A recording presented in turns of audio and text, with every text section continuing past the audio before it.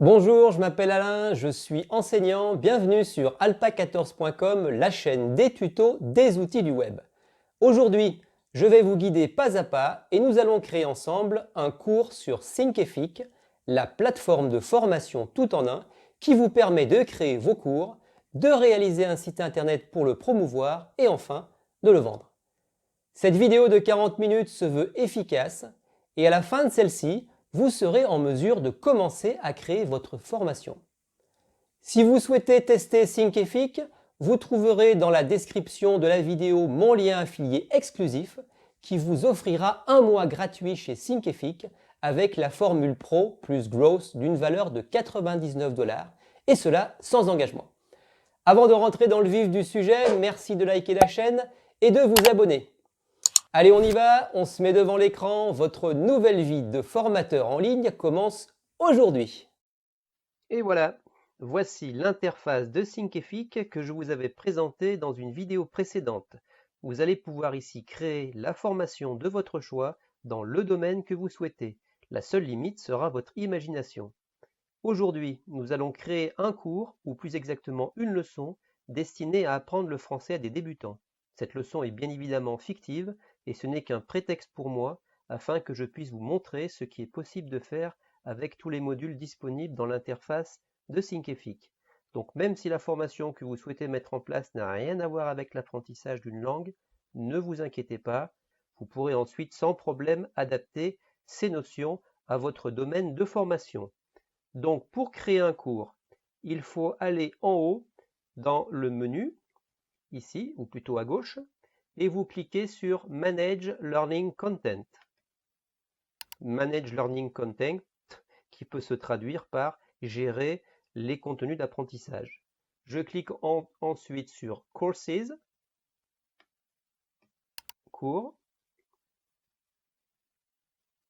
Voilà.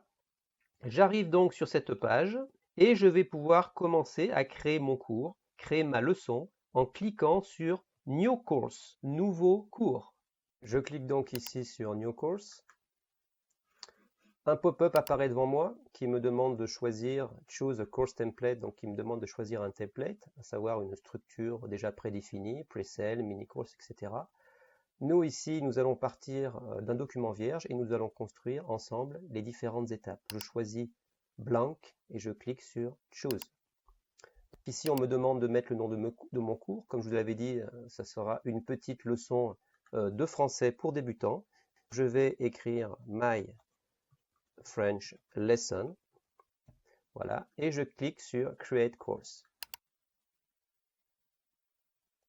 Là, on va arriver dans l'interface, proprement dit, l'interface qui va nous permettre de construire le cours avec les différents modules. Ici, nous allons cliquer sur Add a Chapter, ajouter un chapitre.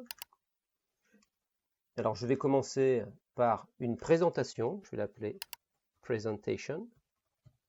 Voilà, je fais sauvegarder. Voilà. Et donc ici, j'ai une première partie présentation. Alors, si vous cliquez sur Ajouter une leçon, Add Lesson, vous avez accès à plusieurs petits modules, vidéo, quiz, multimédia, etc. On y reviendra plus tard. À mon avis, l'appellation est un peu trompeuse, car j'aurais plutôt appelé cette fonction ajout de module et pas ajout d'une leçon, car en fait, une leçon est justement constituée de toutes ces petites parties. Dans notre présentation, nous allons utiliser la vidéo de notre enseignant pour donner les consignes et pour expliquer le cours. Nous allons cliquer sur vidéo. L'intitulé, ça va être votre professeur, your teacher. Voilà. Ici, vous pouvez appeler la vidéo depuis votre disque dur ou sinon depuis une fenêtre de votre ordinateur. Là, moi j'ai une fenêtre. La vidéo, c'est celle-ci. Je vais la prendre et je vais la faire glisser.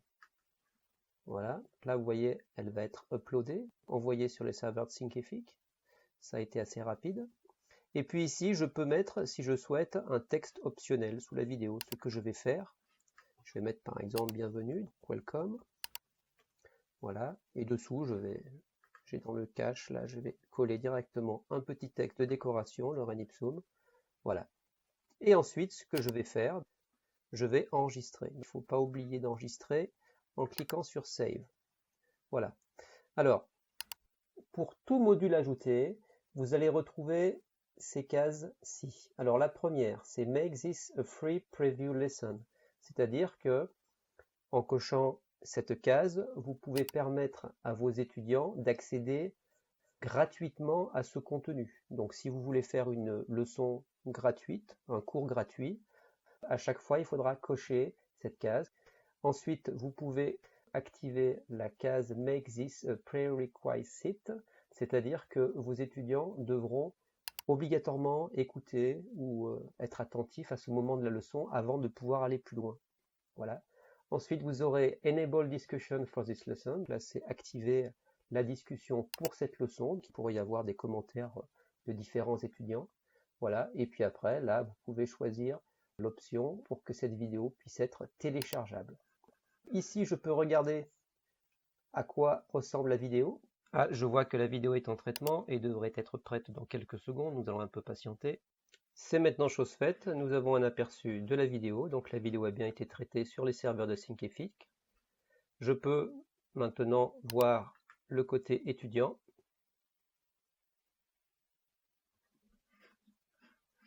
La vidéo de présentation est bien en place avec en dessous les consignes. À gauche, vous voyez ici l'étudiant peut voir sa progression grâce au pourcentage. Et nous allons donc créer d'autres modules de cette leçon tout de suite en revenant sur la page précédente. Nous allons maintenant continuer et créer un nouveau chapitre, le chapitre qui sera vraiment de la leçon. Je clique sur Add Chapter. Dans Intituled Chapter, je vais mettre le nom Lesson 1, leçon numéro 1. Voilà, sauvegarde. Et donc, je vais insérer les différents modules. Ma leçon va commencer par une vidéo de présentation. Ça va être une scène de dialogue. Je retourne dans le module vidéo. Je retourne dans ma petite fenêtre. Je vais choisir la vidéo à uploader de la même manière. Et là, ça va être exactement la même procédure que pour la première vidéo. Je vous donne rendez-vous dans quelques secondes lorsqu'elle aura été traitée. Voici, donc la vidéo vient d'être uploadée. Je dois mettre un titre, ce que je n'ai pas fait. Je vais l'appeler Video Lesson 1, comme ceci. Et je ne vais pas oublier d'enregistrer. Vous pouvez enregistrer en haut ou sinon vous pouvez enregistrer en bas. Ensuite, je vais ajouter une nouvelle partie à ma leçon. Je dois utiliser le bouton Add Lesson. Alors ce que je veux faire maintenant, c'est que je veux insérer des lecteurs audio dans une page afin que mes étudiants puissent répéter certaines phrases. Alors vous voyez ici, il y a ce module audio. Mais si je l'utilise, je ne vais pouvoir insérer qu'un seul fichier audio alors que là, je veux en insérer plusieurs. Il y a une solution, je peux passer par un fichier texte. Je clique sur le fichier texte, que voici, que je vais intituler Écouter, répéter, listen and repeat en anglais. Voilà. Et donc ici, je vais insérer plusieurs fichiers audio. Je vais positionner mes fichiers audio dans un tableau. Alors je vais faire insérer tableau, donc choisir un tableau de 3 colonnes sur 3 rangées, comme ceci. Ici, je vais mettre un titre, je sélectionne et je vais fusionner les cellules, merge cells, voilà. Et ici, je vais coller ma consigne que j'avais déjà copiée et je la centre. Donc maintenant, ce que je vais faire, c'est que je vais positionner mon lecteur dans la première cellule. Mais avant de positionner mon lecteur, je vais insérer une image. Parce que dans mon exercice, je veux que les élèves puissent s'aider de l'image pour pouvoir répéter. Là, facilement, je fais Insert image. Je vais faire glisser une image que j'ai auparavant préparée dans cette fenêtre. Je la glisse, je la dépose et vous voyez qu'elle est uploadée et qu'elle est dans ma cellule.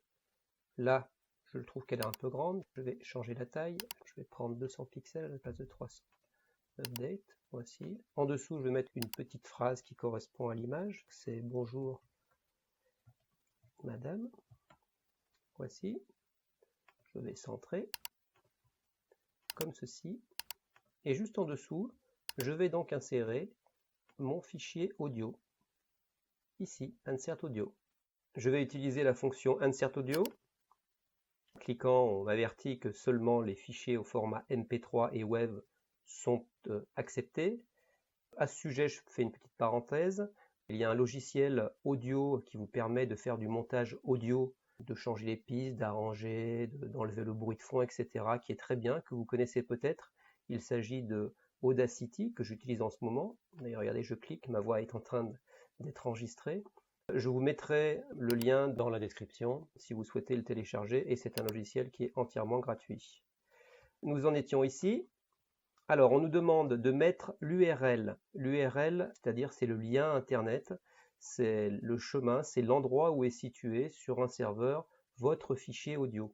Car ici, avec cette option fichier texte, il n'est pas possible d'uploader directement, et ce sera aussi le cas avec les quiz, ce que nous verrons un peu plus tard. Au début, j'ai cherché un petit peu, ça n'a pas été super simple, mais j'ai trouvé. Alors pour ceci, il va falloir d'abord envoyer vos fichiers audio par un autre moyen et ensuite prendre l'adresse du fichier audio que vous collerez ici. C'est ce que je vais vous expliquer tout de suite. Je vais tout d'abord enregistrer, save, voilà, et je vais utiliser en haut dans le menu Bulk Importer. Ça va me permettre d'importer plusieurs fichiers à la fois. Là, j'ai le déroulé de ma leçon. Vous voyez, là, c'est la présentation.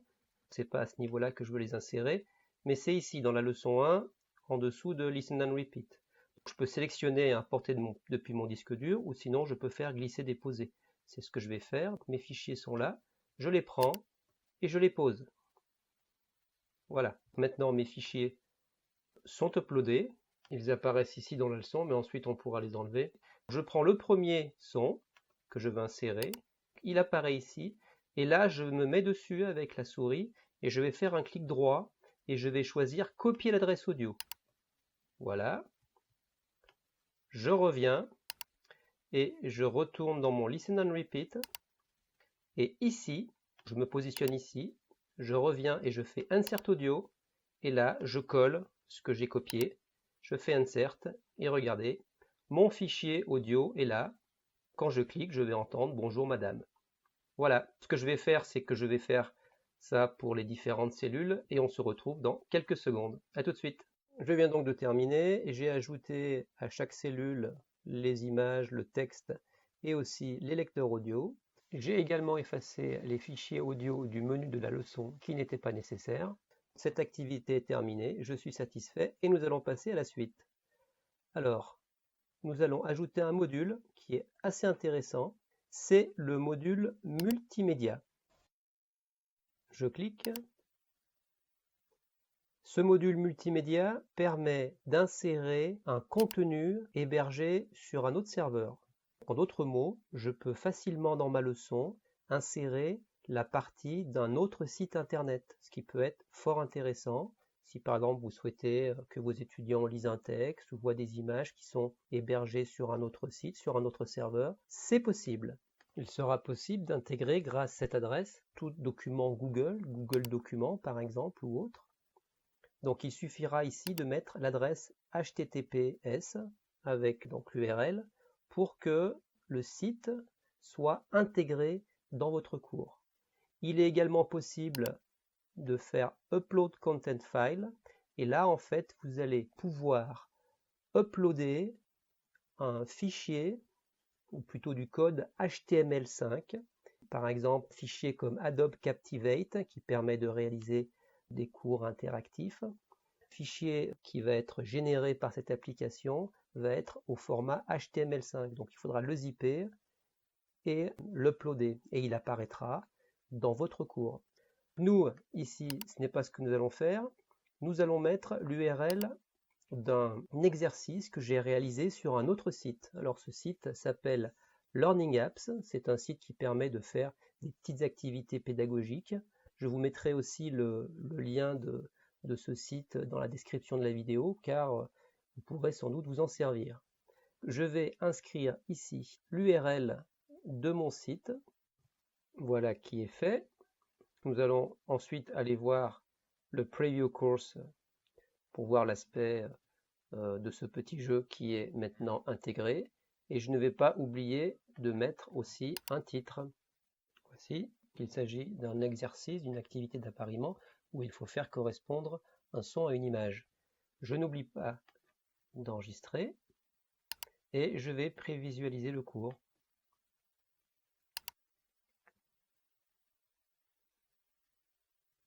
Et donc là, nous retrouvons ce que nous avons fait avec cette dernière partie qui est en train de charger. Cette activité a été réalisée sur un autre site internet, mais fait partie intégrante de mon cours. Et mon étudiant ne se rendra pas compte qu'il est sur un autre serveur. C'est une fonction vraiment intéressante, cette manière de pouvoir intégrer la partie d'un autre site internet dans le cours. Je vais revenir à ma leçon et maintenant nous allons intégrer un autre module. Il s'agit du module PDF que voici. Dans ma leçon, je souhaite uploader un fichier qui résumera les principales notions. Ce sera sous forme d'un fichier PDF qui sera partie intégrante de mon cours. Donc je clique ici. Voilà. Je vais mettre le titre en anglais, qui est Summary of the Lesson. Et ici, je peux appeler mon fichier PDF, ou sinon, je peux le glisser, déposer, comme je l'ai fait tout à l'heure. Voilà qui est fait. Là, il vient d'être uploadé. J'ai coché cette petite case ici afin que le PDF puisse être téléchargeable par les étudiants et conservé. Je sauvegarde et je vais aller voir dans la prévisualisation si mon PDF est bien en place. Ici, on est dans la dernière partie et mon PDF est bien en place. Voilà, et consultable par les étudiants. Je reviens à mon interface de création de cours. Maintenant, je souhaite évaluer mes étudiants pour voir leur compréhension de mon cours. Je vais donc réaliser une activité de questionnaire à choix multiples en utilisant le module quiz. Je clique sur quiz. Je mets un titre, donc Test Your Knowledge, tester vos connaissances. Et je vais pouvoir commencer à réaliser mon quiz. Alors ici, il y a à chaque question, vous avez l'option suivante de choisir qu'il y ait une réponse correcte ou sinon une ou plusieurs réponses correctes. Alors ce que je dois vous signaler et qui est fort intéressant chez Thinkific, contrairement à la plupart des plateformes d'enseignement, c'est que quand vous réalisez un quiz, il est possible de mettre dans la question ainsi que dans la réponse soit du texte, soit une image, soit du son ou soit de la vidéo. Ça, c'est très très intéressant. Dans mon cas où je suis en train de créer un petit cours de langue, je vais pouvoir mettre par exemple un lecteur audio où l'étudiant pourra cliquer, écouter et éventuellement pourra identifier des images ou du texte ou de la vidéo. C'est une fonction qui n'est pas présente chez la concurrence, mais qui l'est bel et bien chez Thinkific. Ici, on reconnaît la barre de tâches, où vous pouvez faire la mise en forme de votre question. Ensuite, ici, vous avez le choix numéro 1, que vous mettrez ici. Le choix numéro 2, vous pouvez ajouter un autre choix. Voilà, choix numéro 3. Et il ne faudra pas oublier de cocher la réponse correcte. Ensuite, vous pourrez mettre une explication que l'étudiant verra une fois qu'il aura répondu. Et aussi, ici, il y a deux petites cases à signaler qui apparaissent dans ce module. Vous pouvez choisir un certain pourcentage de réussite pour que cet exercice soit considéré comme réussi. Si je coche ceci, vous voyez, Passing Grade, je peux choisir que, vous voyez, l'étudiant doit réussir par exemple à 80%. Et aussi ici, j'ai une case qui est Randomized Question Bank. Là, je vais pouvoir présenter au hasard les différentes questions si par exemple mon étudiant refait l'examen. Ça, c'est des options qui sont intéressantes. Alors moi, ce que je vais faire là pendant quelques secondes, on va se retrouver après, je vais compléter mon quiz avec, vous allez voir, des lecteurs audio, des images, également des phrases, et on se retrouve dans quelques instants. Mon quiz est terminé, je l'ai volontairement fait assez court, il est constitué de deux questions. La première question, c'est un fichier audio que mes étudiants vont écouter et ils devront choisir une image. Je leur ai mis également une explication au cas où ils feraient une erreur. Là, la question 2 qui est ici, là j'ai choisi de mettre une image et mes étudiants devront écouter des fichiers audio afin de choisir le bon. J'ai également ajouté une explication. Vous voyez que le passing grade a été activé, nous l'avons fait tout à l'heure avec 80% de réussite nécessaire. Quand le passing grade est activé, l'étudiant ne peut pas voir la correction, puisqu'en cas d'échec, il va devoir repasser l'examen. Alors nous ici, nous allons le décocher, parce que je vais vous montrer le quiz côté étudiant, et je vais vous montrer la correction. Donc je fais Save, et je vais aller dans Preview Course.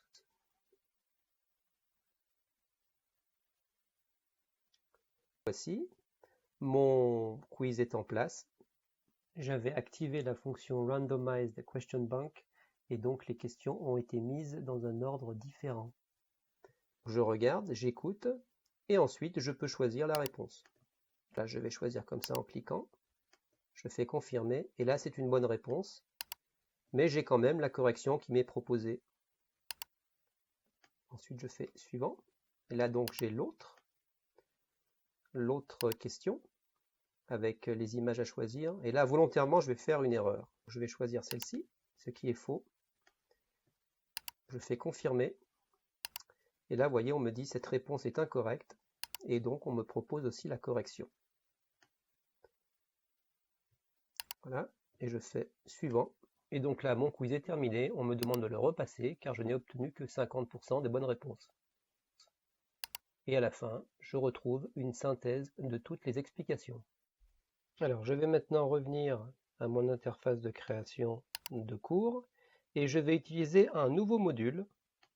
C'est le module présentation qui s'apparente un peu à un PowerPoint.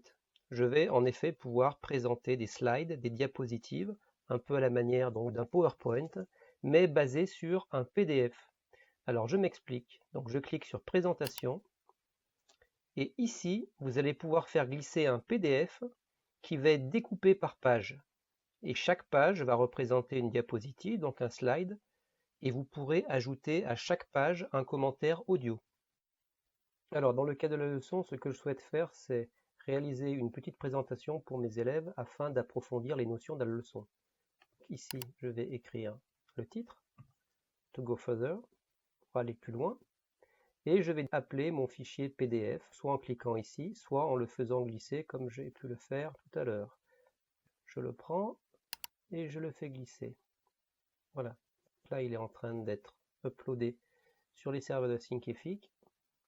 Et vous allez voir que les différentes pages de mon PDF vont être découpées en diapositives.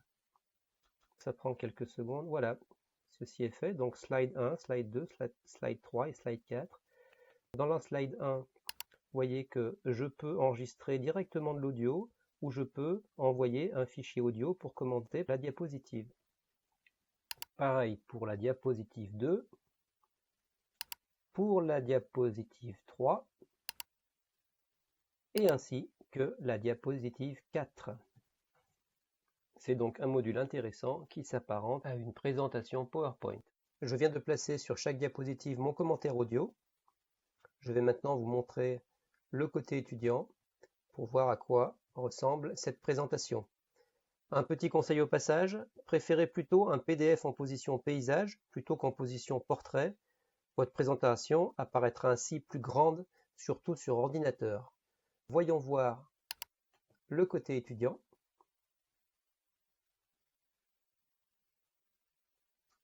Voilà. Ici, nous avons ma diapositive avec ici le commentaire audio qui est lu automatiquement mais que l'étudiant peut réécouter à volonté. Ensuite, je passe sur la diapositive suivante, toujours avec le commentaire audio et ainsi de suite, jusqu'à ma quatrième et dernière diapositive. Nous allons maintenant revenir dans notre interface de création et nous allons utiliser un nouveau module intitulé Assignment. Grâce à ce module, vous allez pouvoir Donnez un exercice à vos étudiants et ils devront vous renvoyer leurs réponses que vous pourrez ensuite corriger et à nouveau leur renvoyer. Je vais cliquer ici sur l'icône Assignment. Je vais mettre un titre. Assignment Lesson 1. Ici, nous retrouvons le cadre habituel. Dans ce cadre, je vais placer une consigne que j'ai déjà dans le cache, qui est ici. C'est une phrase fictive de décoration et ce sera la consigne de mon exercice. À cette consigne, je peux ajouter ce que je souhaite. Par exemple, moi, je vais ajouter une petite image qui va constituer un exemple. Pareil, je peux la faire glisser. Voici, donc là, c'est un peu petit. Je vais passer à 800 pixels, comme ceci. Et ici, je vais sélectionner un fichier qui sera mon activité assignment que mon étudiant devra faire. Ici, je peux uploader un fichier PDF, une image, ce peut être aussi une vidéo ou éventuellement un fichier audio. Moi, je vais faire glisser mon fichier PDF et il va être uploadé. Voilà, il est en place ici. En dessous, il est notifié que 100 mégas sera la taille maximale que l'étudiant pourra renvoyer afin de limiter de gros fichiers. Et en dessous, vous avez un message. Ce sera le message qui apparaîtra automatiquement sur l'écran de l'étudiant une fois qu'il aura renvoyé son devoir. Alors en gros, par défaut, il est écrit ici, nous vous enverrons un mail une fois que nous aurons corrigé votre envoi. Votre devoir ou vos réponses doivent être approuvées pour que votre leçon soit considérée comme terminée. N'oublions pas d'enregistrer notre travail et allons voir du côté étudiant le résultat de ce module Assignment.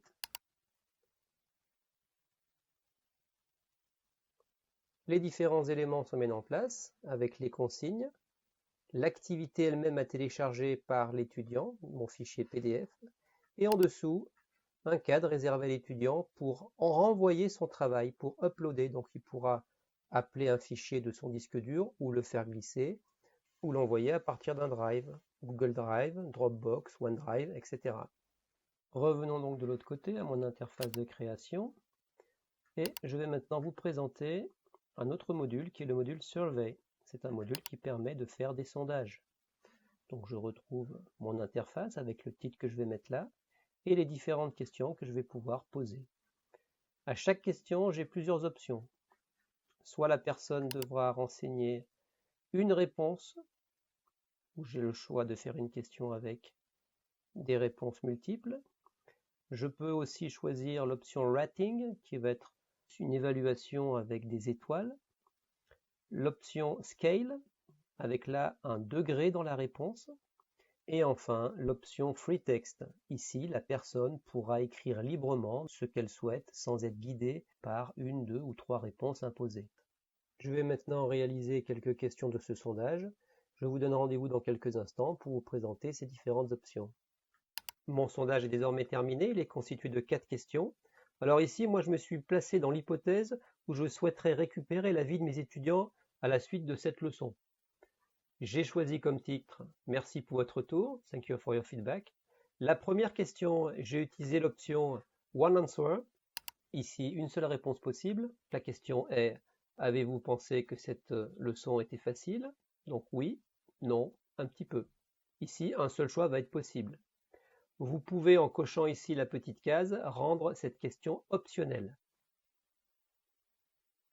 Pour la question numéro 2, j'ai choisi l'option qui est ici, l'option « Une ou plusieurs réponses possibles ». Ma question était « Quelle partie de la leçon avez-vous préférée ?» J'ai donc énuméré les 7 parties de la leçon. Et ici, les étudiants peuvent cocher une ou plusieurs réponses. La question numéro 3 est une question ouverte, où là je leur demande « Qu'avez-vous pensé de la leçon ?» Ils vont donc pouvoir s'exprimer librement, sans être guidés par une réponse. Et enfin, la question 4, ici, j'ai utilisé l'option Scale. Ici, l'étudiant va choisir un degré dans sa réponse. Ma question était « Avez-vous aimé la leçon ?» Merci de la noter, thanks to rent it.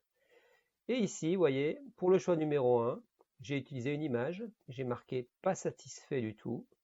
Pour le choix numéro 2, un peu satisfait, toujours avec une image. Le choix numéro 3, neutre.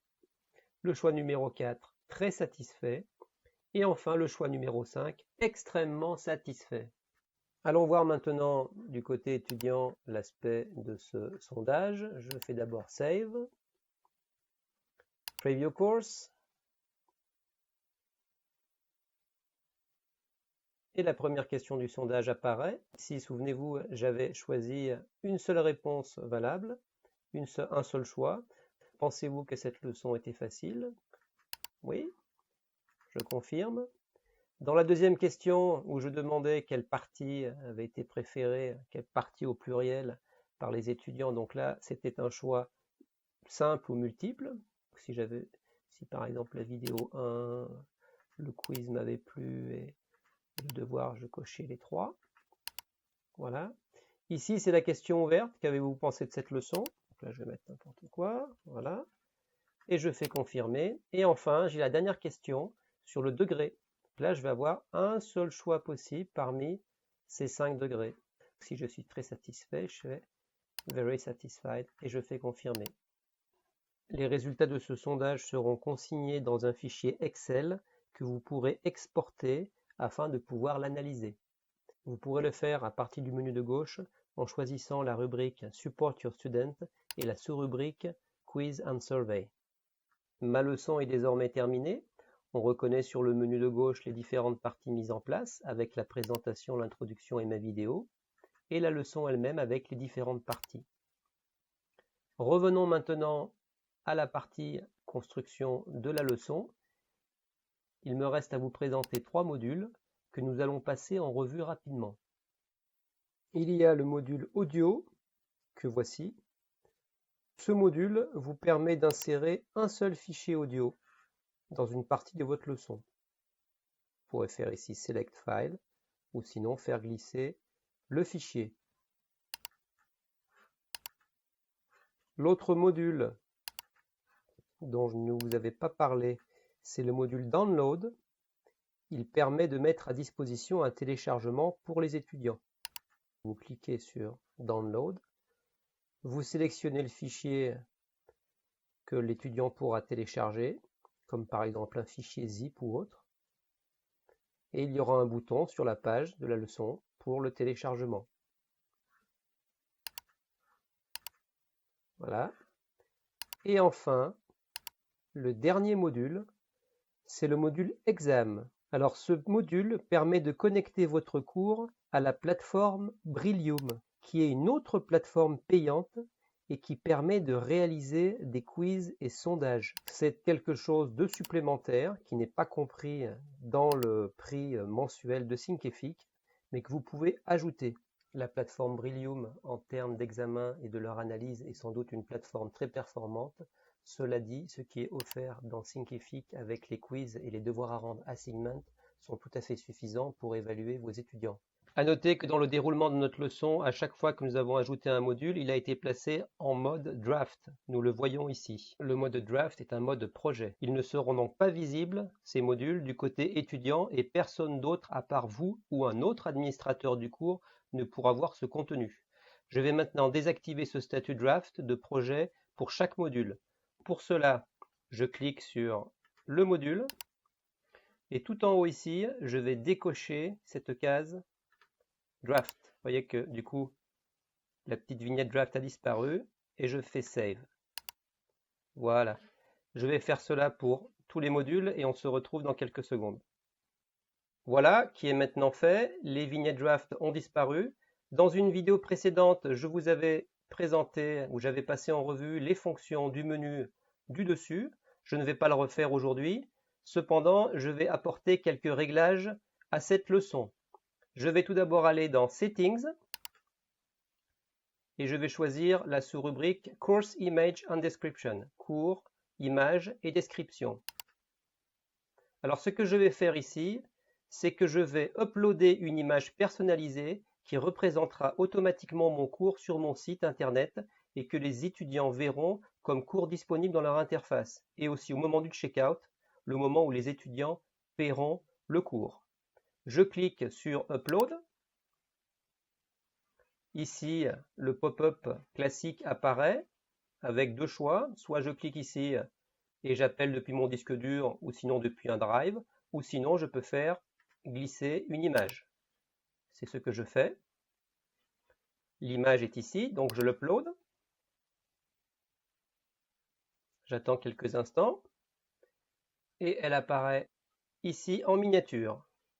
À ceci, je vais ajouter une description que voici et je sauvegarde le tout. Ensuite, toujours dans Settings, je vais dans la sous-rubrique Course Progress and Completion, qui veut dire progression du cours et achèvement. Je clique dessus. Je descends tout en bas, je coche la case Custom Completion Page, qui veut dire personnalisation de la page d'achèvement. Et ici, dans cet encadré, ça va être assez intéressant, car avec cette option, vous allez pouvoir proposer et présenter un autre cours aux étudiants qu'ils seront susceptibles d'acheter. Ce message apparaîtra juste à la fin du cours. Donc moi, je vais coller rapidement un petit texte de décoration. Vous pouvez ajouter avec cette interface, c'est la même que on retrouve dans tous les modules, une petite image. Hop, voilà, avec une vignette. Et ainsi, vous avez un message qui incite les étudiants à éventuellement suivre un autre cours que vous proposez. Ensuite, nous allons activer l'option Drip. L'option Drip va nous permettre de libérer les parties du cours peu à peu dans le temps, selon un calendrier défini. Je vais cliquer sur Create Drip Schedule, créer un calendrier de mise à disposition. Ici, quand souhaitez-vous mettre à disposition des parties du cours? Il y a trois options. La première, c'est Student Enrollment Date, à partir du moment où l'étudiant a payé pour commencer le cours. La deuxième option, c'est Student Course Date, à partir du moment où l'étudiant a débuté le cours. Et ensuite, On a Specific Date, à partir d'une date spécifique. Dans l'exemple que je vous propose, je souhaite que les étudiants attendent un jour avant de faire le dernier devoir, le dernier module appelé Assignment que nous avons vu précédemment. Ceci peut être justifié par un temps nécessaire pour que les notions enseignées soient bien assimilées. Nous allons choisir l'option 2. Voilà. L'option 2, c'est donc à partir du moment où l'étudiant a débuté le cours. Je vais laisser 0 jours d'attente pour toutes les parties. L'étudiant pourra donc débuter directement la leçon, excepté pour le devoir Assignment leçon 1, où ici, je vais mettre une journée d'attente avant d'y accéder. L'étudiant devra donc patienter. Pour terminer, je sauvegarde. Ensuite, comme je vous l'avais expliqué dans la vidéo précédente, il faudra définir un prix. Ici, il faudra aller dans Pricing. 4 options sont possibles. La première, Free, cours gratuit. Il est possible de mettre le nombre de jours avant expiration, un nombre, une durée de gratuité. Vous avez la possibilité de One-Time Payment, paiement en une fois, c'est ce que nous allons utiliser ici. Je ne l'ai pas fait, mais il faudra connecter la plateforme Stripe ou PayPal pour pouvoir gérer les règlements. Nous avons aussi la possibilité d'utiliser l'option Subscription Membership, abonnement adhésion. Vos étudiants vont pouvoir payer un abonnement mensuel pour accéder à vos cours. Et enfin, le Monthly Payment, c'est le paiement en plusieurs fois. Il sera également possible, Set Additional Pricing, d'ajouter un mode de paiement supplémentaire. Si par exemple vous proposez le paiement en une fois, ainsi que le paiement en plusieurs fois. Et enfin, Published, publié, c'est ici que vous pourrez définir le statut de votre cours. J'enlève le statut Draft à ma leçon et je clique sur Published, publié, je la publie. Désormais, les étudiants pourront l'acheter et pour ceux qui sont déjà inscrits, ce cours apparaîtra sur leur tableau de bord. Petit rappel sur l'option Pre-Order, précommande. Ce statut est intéressant car il vous permettra de vendre votre cours très populaire avant même que vous l'ayez réalisé. Les étudiants pourront précommander et s'inscrire à ce cours, mais ne pourront pas y accéder. Pour les étudiants inscrits, une miniature du cours apparaîtra dans leur tableau de bord avec une étiquette à venir. Nous arrivons maintenant au terme de cette vidéo tutoriel consacrée à la réalisation d'un cours sur la plateforme de formation Thinkific. J'espère que mon contenu vous a plu et vous servira à créer de super cours. Je vous rappelle que vous pouvez bénéficier d'un mois gratuit sans engagement chez Thinkific avec la formule Pro, offre que vous ne trouverez pas sur leur site. Pour cela, il vous suffit de cliquer sur mon lien affilié que vous trouverez ci-dessous dans la description de la vidéo. N'oubliez pas de vous abonner à ma chaîne et de me donner un joli pouce pour m'encourager. N'hésitez pas également à m'écrire dans les commentaires de la vidéo vos remarques et expériences et dites-moi si vous souhaitez que je réalise un nouveau tutoriel sur d'autres possibilités qu'offre cette plateforme. Quant à moi, je vous dis à bientôt pour une nouvelle vidéo. Prenez soin de vous. Ciao!